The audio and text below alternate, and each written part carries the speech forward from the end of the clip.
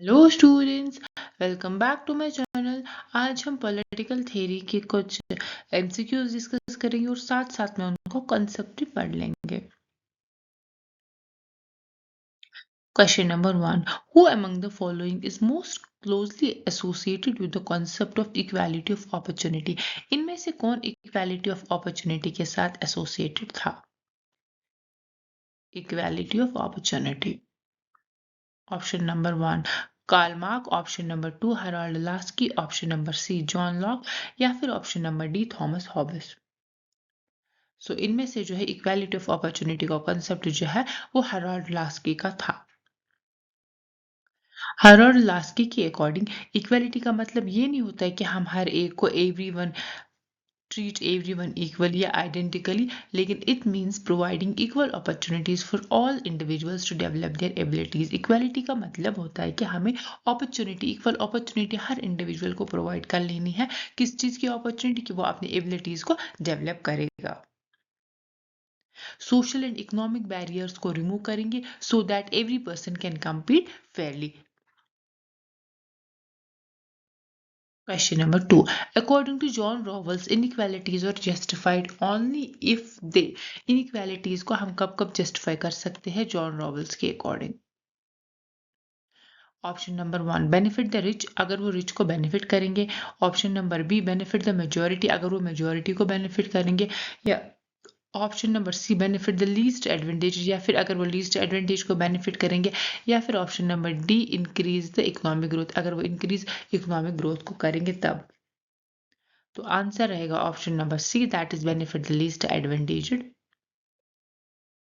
John Rawls ने अपना difference principle का कॉन्सेप्ट दे दिया था, जिसमें ये बोलता है कि that social and economic inequalities जो है वो तभी एक्सेप्टेबल है जब वो इम्प्रूव करेगा condition of least advantaged sections of society. जब वो least advantaged section of society को जो है उसकी कंडीशन को इम्प्रूव करेगा, तब जाके हम सोशल एंड इकोनॉमिक इनइक्वालिटीज को जस्टिफाई कर सकते हैं।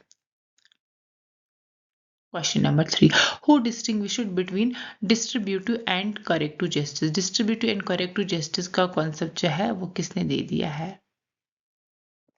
Option number 1 Plato, option B Aristotle, option C Cicero या फिर option number D Augustine. So ये कॉन्सेप्ट जो है किसने दे दिया? Option number B is the correct answer, that is Aristotle. Aristotle classify करता है जस्टिस को into two, that is distributive justice and corrective justice. Distributive justice means fair distribution of honours and resources, जो भी resources होते हैं उनको हम Fairlie distribute करेंगे। एंड करेक्टिव जस्टिस हो गया अगर उसमें डिस्ट्रीब्यूशन में कोई जो है वो रॉन्ग हो गया है, कुछ कोई ट्रांजिशन रॉन्ग हो गया, तो उसको हम लोग रेक्टिफाई करेंगे, उसको हम लोग ठीक करेंगे। That is the two types of justice, that is distributive justice and corrective justice by Aristotle. Question number 4, आपको थिंकर्स के नाम दिए गए हैं, उन कॉन्सेप्ट्स के नाम दिए गए, उनको मैच कर लेना है। John Rawls, Robert Nozick, Aristotle, Jeremy Bentham. Veil of ignorance, entitlement theory, distributive justice and utilitarian justice.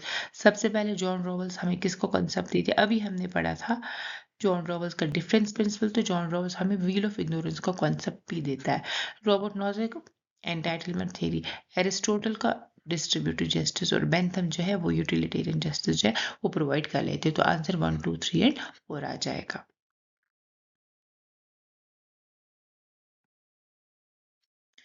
रॉवल्स wheel of ignorance देता है, Robert Nozick entitlement theory, Aristotle distributive justice, और बेंथम जो है वो यूटिलिटेरियन जस्टिस का कॉन्सेप्ट दे देते हैं।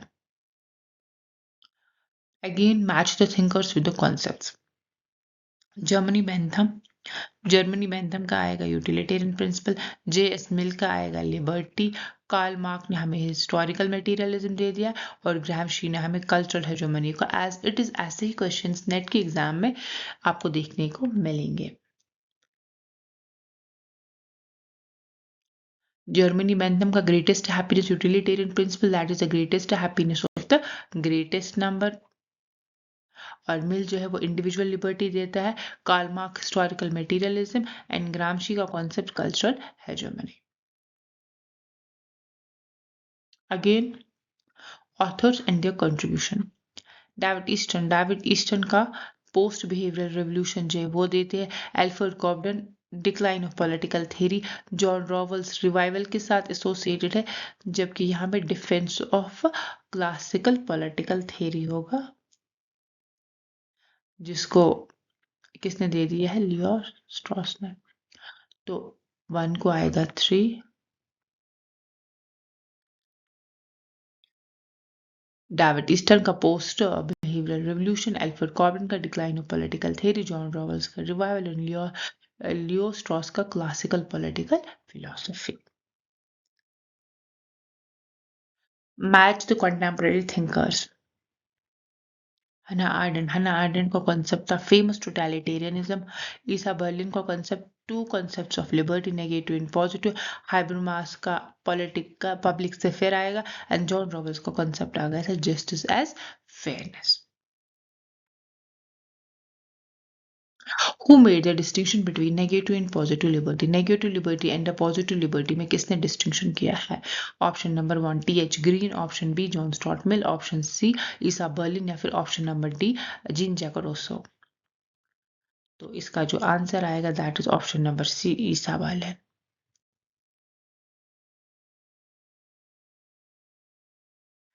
Isa Berlin distinguished between negative liberty and positive liberty. Negative liberty means freedom from external interference, and a positive liberty means freedom to that's control the one's own life.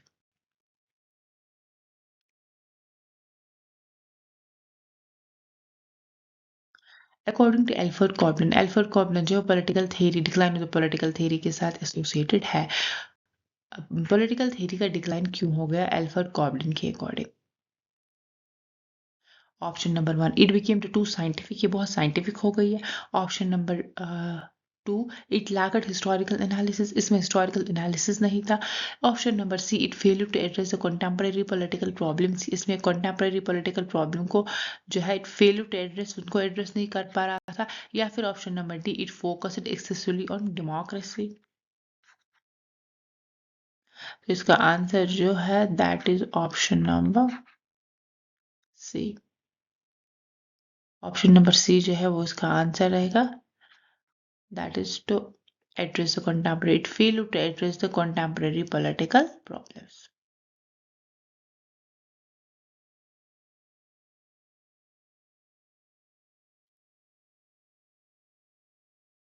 Which among the following was not identified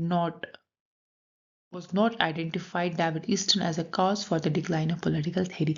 David Easton के according भी जो political theory का decline हो गया उसके कुछ reasons थे। अब आपको बताना है इनमें से कौन सा जो है रीजन नहीं है। Option number 1 historicism, option number B moral relativism, option number C hyperfactualism, या option number D lack of scientific methods. तो आंसर जो है वो रहेगा लैक ऑफ साइंटिफिक मेथड्स, क्योंकि बाकी तीन जो है they were the reasons responsible for the decline of political theory.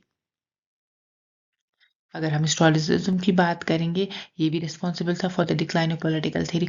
Moral relativism की बात करेंगे ये भी रिस्पॉन्सिबल था। हाइपरफैक्चुअलिज्म की बात करेंगे ये भी रिस्पॉन्सिबल था।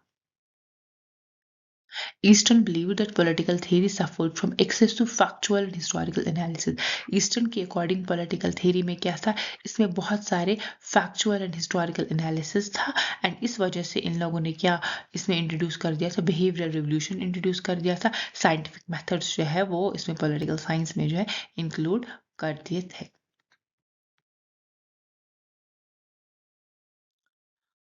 Which of the following best explain revival of political theory? इनमें से कौन सा जो है वो एक्सप्लेन कर लेता है रिवाइवल ऑफ पॉलिटिकल थ्योरी? आप किसको कंसिडर कर सकते हैं इन स्टेटमेंट्स में? Option number 1 decline of democracy world wide, पूरी दुनिया में डेमोक्रेसी का डिक्लाइन होना। Option number B growth of colonial empires, option number C renewed interest in normative and ethical questions, या फिर option number D complete rejection of philosophy. Answer option number C रहेगा, that is renewed interest in normative and ethical problems. जब political theory का decline हो गया फिर उसके बाद इसमें रिवाइवल आ गया, फिर से इमर्ज हो गया, किसकी वजह से? जब इसमें फिर से इंटरेस्ट आ गया normative and the ethical questions में।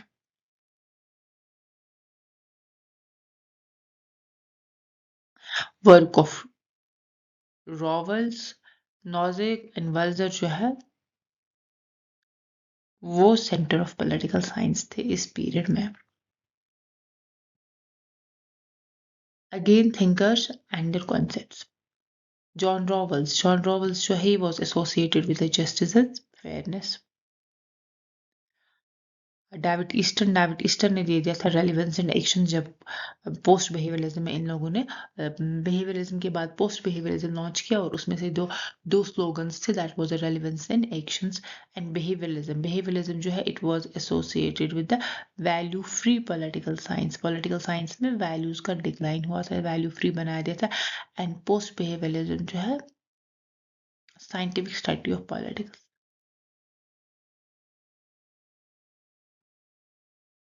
According to Mill's harm principle, the state may restrict individual only when John John Stuart Mill का जो कॉन्सेप्ट था हार्म प्रिंसिपल, इसके अकॉर्डिंग स्टेट जो है वो इंडिविजुअल को कब रेस्ट्रिक्ट कर सकता है। Option number 1 the majority demand, जब मेजोरिटी डिमांड करेगी। ऑप्शन नंबर 2 जब रिलीजन रिक्वायर करेगा। ऑप्शन नंबर सी इंडिविजुअल के एक्शंस हार्म करेंगे, या फिर option number D economic inequality exist. Answer रहेगा option number C, that is Mill का हार्म प्रिंसिपल के अकॉर्डिंग यही है कि इंडिविजुअल फ्रीडम पे रिस्ट्रिक्शंस हम एक ही कंडीशन पे इम्पोज कर सकते हैं, दैट इज के to prevent the harm to the others.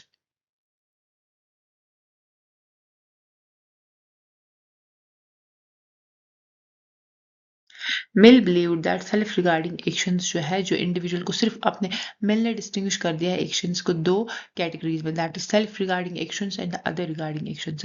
जो खुद के साथ एसोसिएटेड होंगे जितने भी एक्शंस होंगे उनमें इंडिविजुअल फ्री होगा, लेकिन जो अदर रिगार्डिंग एक्शंस है वो रेगुलेटेड होंगे, उन पे रिस्ट्रिक्शंस इंपोज कर सकते हैं if it is harming other individuals. Which of the following is not generally regarded as a core principle of classical liberalism? इनमें से कौन सा जो है core principle of classical liberalism नहीं है? Option number 1 individualism, option B limited government, option C private property, option number D collective ownership of means of production. Liberalism जो है इंडिविजुअलिज्म पे बिलीव कर लेता है, इसके अकॉर्डिंग इंडिविजुअल जो है वो रीजनेबल पर्सन है, उनके पास रीजन है, रैशनल पर्सन है।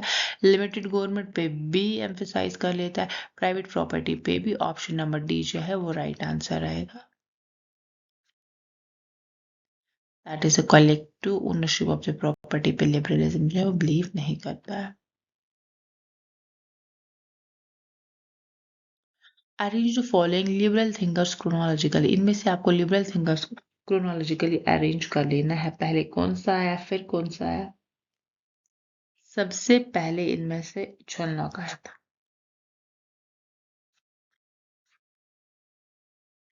नंबर 1 पे। उसके बाद नेक्स्ट जो है वो मिल आ जाते हैं, एंड थर्ड पे आएगा टीएच ग्रीन, एंड फोर्थ पे आएगा Berlin.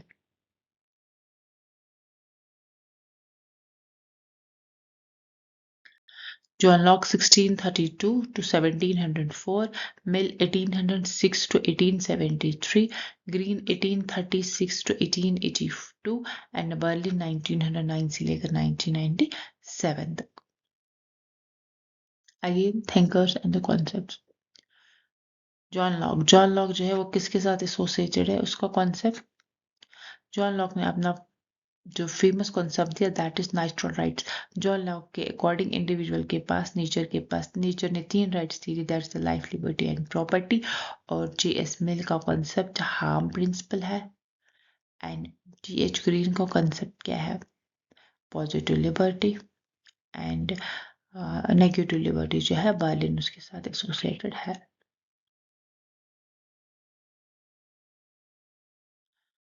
Which of the following pair is incorrectly matched? इनमें से आपको incorrectly matched pair जो है वो बताना है। John Locke consent of the governed, Mill harm principle, Green negative liberty, Berlin two concept of liberty. ये जो क्वेश्चन है ये पिछले क्वेश्चन के साथ एसोसिएटेड है। मिल ने हार्म प्रिंसिपल दिया है, बिल्कुल सही। ग्रीन जो है he is associated with the positive liberty, ना कि नेगेटिव लिबर्टी। तो ऑप्शन नंबर सी जो है वो हमारा राइट आंसर रहेगा।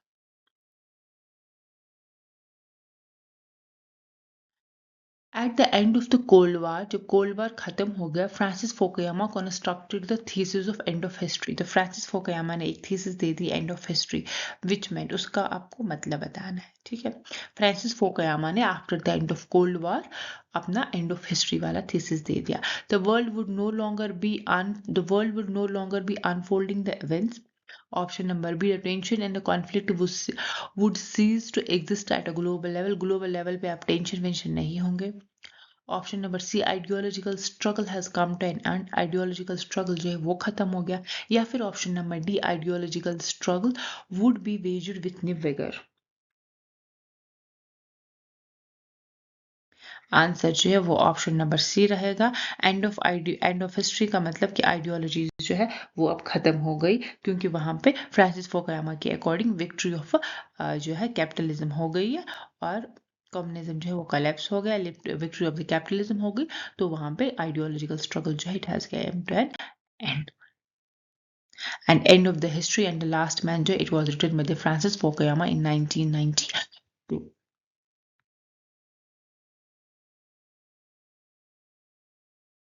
डेट आपको याद रखना है, 1990।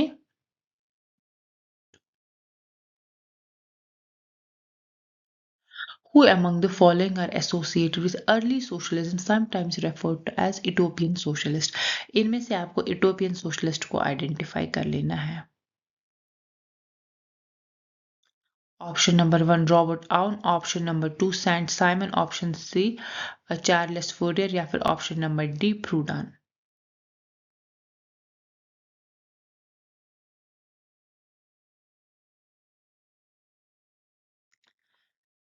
रॉबर्ट आउन ये भी इटोपियन सोशलिस्ट था, सैन साइमन ये भी इटोपियन सोशलिस्ट था, चार्ल्स फोरियर ये भी इटोपियन सोशलिस्ट था।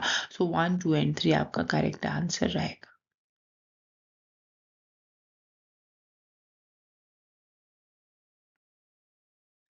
Next,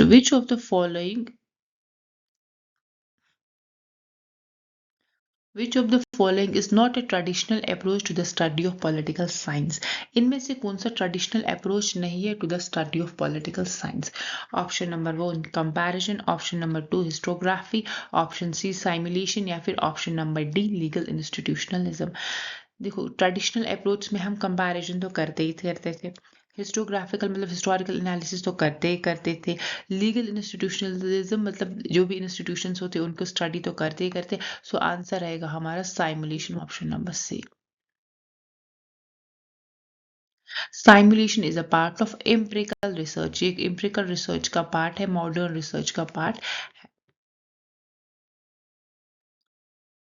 Who among the following dismissed John Rawls' concept of social justice as a mirage? इनमें से किसने जॉन रॉवल का कॉन्सेप्ट ऑफ सोशल जस्टिस को डिसमिस कर दिया as a mirage? Option number one, Macpherson. Option number two, Friedrich Hayek. Option number C, Isaiah Berlin. या फिर option number D, Robert Nozick. So answer रहेगा हमारा option number B, that is Friedrich Hayek. Friedrich Hayek ने John Rawl का जो idea of social justice है इसको criticise किया एंड क्लेम करता है कि that it is like a mirage and he meant to establish the idea of the social justice is unachievable. जो जॉन लॉक का कंसेप्ट ऑफ सोशल जस्टिस है वो अनअचीवेबल है एंड इल्यूजन है, ये क्रिटिसिज्म कर लेता है जॉन रॉवेल्स को Friedrich Hayek. Who among the following conceived the society as a cooperative venture of mutual advantage? इनमें से कौन कहता है कि that society जो है it is the cooperative venture of mutual advantage? John Rawls, Nozick, Hayek या Gramsci? Answer is option number one, that is the Rawls. John Rawls अपनी बुक थ्योरी ऑफ जस्टिस में explicitly explicitly says that the society is a cooperative venture for mutual advantage.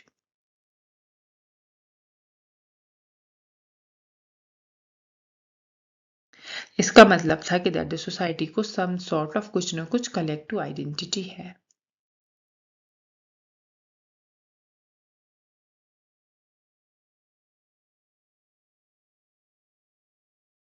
Who among the following said that ideology should neither be thought of as liberating or oppressive,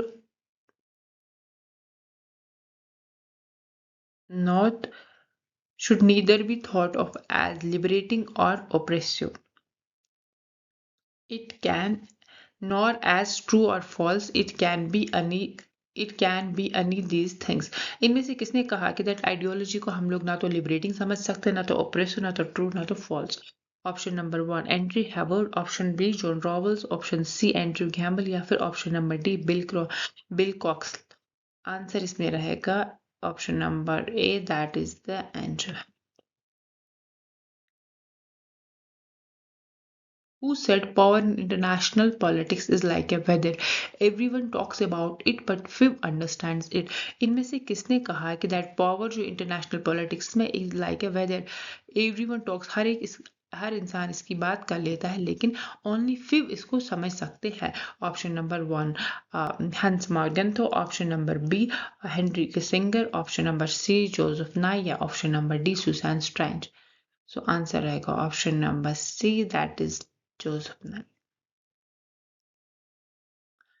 The Changing Nature of the World, Power published एक journal में The Changing Nature of World, Power published in Political Science Quarterly.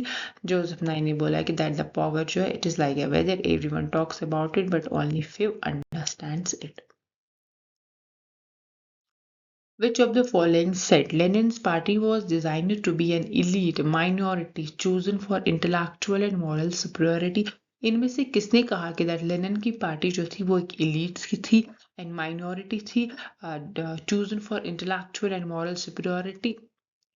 The most advanced part of the working class, जो advanced part of working class उनकी थी, and so it is a vanguard. Option number one C.B. Macpherson, option number B D. Maxwell, option C G.H. Sabine, या फिर option number D R. Miliband?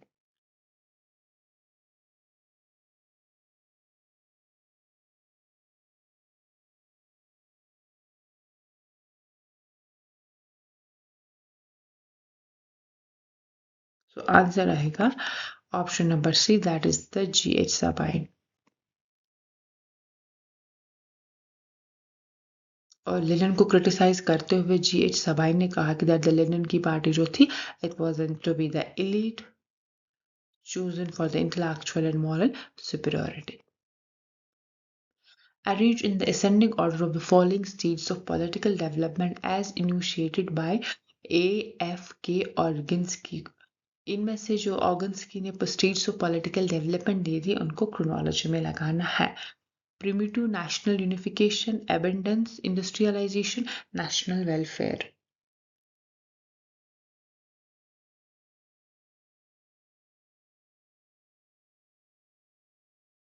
सबसे पहले आ जाएगा primitive national unification, उसके बाद आएगा उसके बाद एबेंडेंस आ गया, उसके बाद industrialisation, and last one is the national welfare.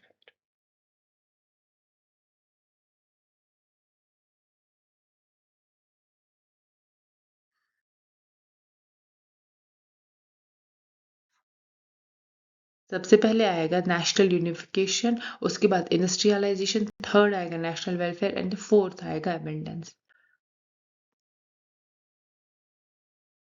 First comes national unification, उसके बाद इंडस्ट्रियलाइजेशन, उसके बाद आ जाएगा national welfare, and last one is abundance stage. A reason assertion. Marxism does not give a proper theory of international politics. Marxism ने international politics की, एक international relations की एक प्रॉपर थ्योरी नहीं दे दी है. Reason Marxism wants to create a stateless society, क्योंकि मार्क्सिज्म जो है वो एक स्टेटलेस सोसाइटी जो है वो क्रिएट करना चाह रहा था.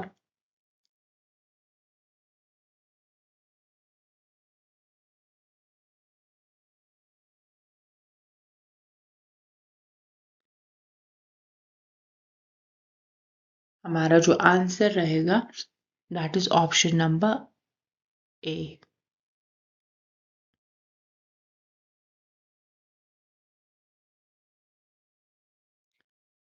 ये बात सही है कि कोई specialised theory of international relation Marxism में नहीं है, और रीजन ये है कि मार्क्सिज्म जो है one of the reason behind it was that the Marxism जो है it was against the state, और ये जो है it wants to create a stateless society.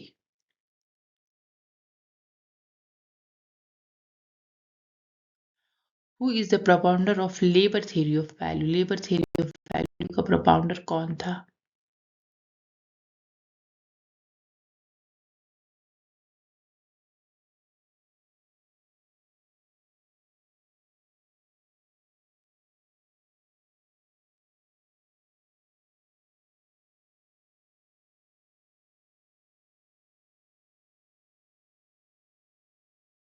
Labour theory of value का प्रोपाउंडर, लेबर थ्योरी का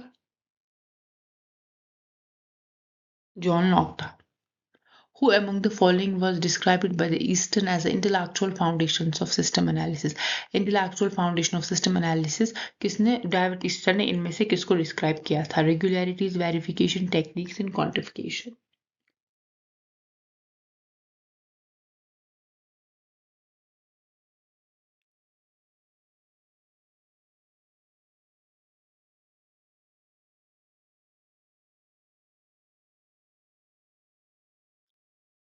आंसर इसका डी रहेगा. दैट इज रेगुलरिटीज भी है, वेरिफिकेशन भी है, टेक्निक्स भी है, quantification, value, systematisation, pure science and integration. Intellectual Foundations of Behavioralism by David Easton. तो option number D right answer रहेगा. That's all of the above. Who among the following advocated economic theory of democracy? इनमें से economic theory of democracy किसने दी थी? Option number A J Lively, option number B C B Macpherson, option number C Anthony Downs, या फिर option number D David held.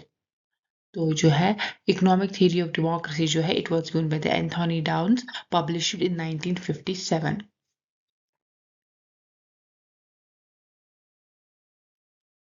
Authors and इनके जो है कॉन्सेप्ट्स को साथ मैच कर लेना है. पहली बात हो गया माइकल वेल्दर किसके साथ एसोसिएटेड है? कम्युनिटेरियन पर्सपेक्टिव ऑफ जस्टिस के साथ. जॉन रॉवल्स हो गया डिस्ट्रीब्यूटिव जस्टिस. सुसैन मल्लर हो गया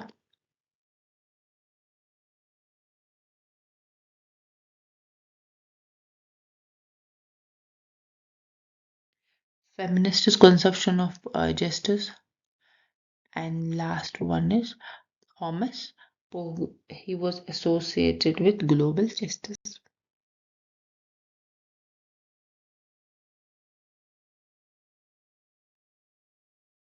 Who among the following said we cannot shed our values in the way we remove our coats? इनमें से किसने कहा है कि दैट हम अपने वैल्यूज को ऐसे नहीं छोड़ सकते जैसे हम फॉर एग्जांपल अपना कोट निकाल दें? Option number one Leo Strauss, option number B Alfred Cobban, option number C Jean Bodin, या फिर option number D David Easton. So answer रहेगा option number D that is David Easton. जब political science में पहले behaviourism जो है वो launch हो गया, उसके बाद जो उसमें बिहेवियरिज्म को वैल्यूज को जो है वो रिमूव किया था, और उसके बाद पोस्ट बिहेवियरिज्म लॉन्च किया, और उसी ड्यूरिंग डेविड ईस्टन का ये स्टेटमेंट था. वैल्यूज उसका मतलब था कि दैट वैल्यूज जो है वो इंट्रीगल पार्ट होते हैं. Who among the following characterized early liberalism as possessive individualism? इसमें से अर्ली लिबरल्स को किसने कैरेक्टराइज कर दिया as a positive individualism? Option number one F A Hayek, option number B Robert Nozick, option C C Macpherson, या फिर option number D John Rawls. So answer आएगा option number C that C B Macpherson. Positive individualism का concept है political theory of positive individualism जो है वो C B Macpherson का concept है. Individual Bachrach and Bartas have mentioned about the three classes of international relations. उन्होंने three classes of international relations दे दिए. Which among the following are the three classes?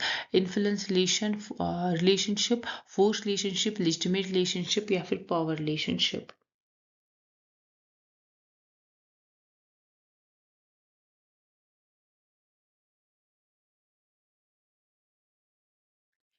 एक तो पहले इन्फ्लुएंस रिलेशनशिप है, legitimate relationship है, and power relationship है. Force relationship जो है वो नहीं है.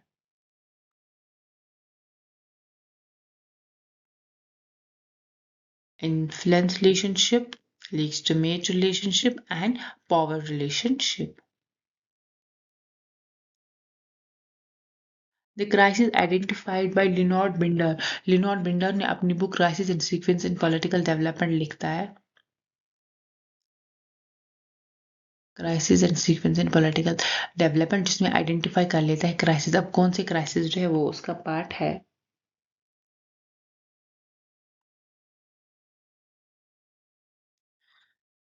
Identity crisis, integration crisis, legitimation crisis and resource mobilisation crisis. Answer जो है that is option number D, all of the above जो है ये सब। एक तो identity crisis, integration crisis, legitimacy crisis and resource mobilisation crisis जो है these are the part of the crisis identified by the Leonard Binder. This is all about today's lecture. आपको video पसंद आए, चैनल को सब्सक्राइब कीजिए, like कीजिए, share कीजिए। Thank you.